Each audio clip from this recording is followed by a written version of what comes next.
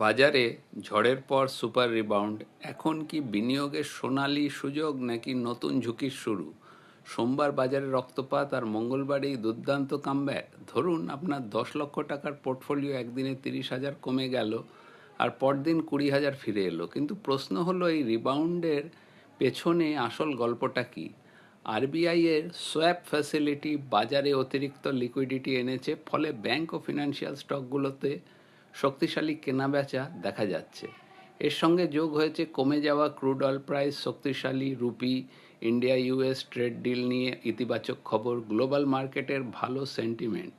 ফলাফল, ব্যাংকিং ও financial sector বাজারকে টেনে তুলেছে। এদিকে রেডিংটনের মতো কোম্পানিও উঠছে, কারণ অ্যাপেলের নতুন এআই ফিচার্স সিরি আপগ্রেড ডিভাইস বিক্রির আশা বাড়িয়েছে।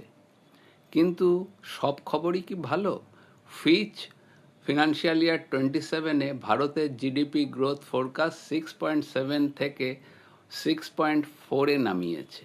ইউএস ইরান কনফ্লিক্ট এবং বাড়তে থাকা ইনফ্লেশন ভবিষ্যতের ঝুঁকিটা ইঙ্গিত দিচ্ছে। অনেকে এই রিবাউন্ডে প্রফিট বুক করতে পারেন। মনে রাখবেন, 1 বছরের কম সময় ইকুইটি প্রফিট হলে এসটিসিজি ট্যাক্স 20%, আর 1 বছরে বেশি হলে 1,25,000 বেশি লাভে এলটিসিজি ট্যাক্স 12.5%। তাই শুধুমাত্র লাভ দেখে বিক্রি নয়, ট্যাক্স ইম্প্যাক্টও হিসাব করুন। কমেন্ট করুন প্র্যাগ, আর জানুন এই পরিস্থিতিতে স্মার্ট ইনভেস্টমেন্ট, ট্যাক্স প্ল্যানিং এবং ওয়েলথ ক্রিয়েশনে সঠিক স্ট্র্যাটেজি। এই ভিডিও শুধুমাত্র শিক্ষামূলক উদ্দেশ্যে। কোনো বিনিয়োগের সিদ্ধান্ত নেওয়ার আগে অবশ্যই ফিনান্সিয়াল অ্যাডভাইজারের সঙ্গে পরামর্শ করুন।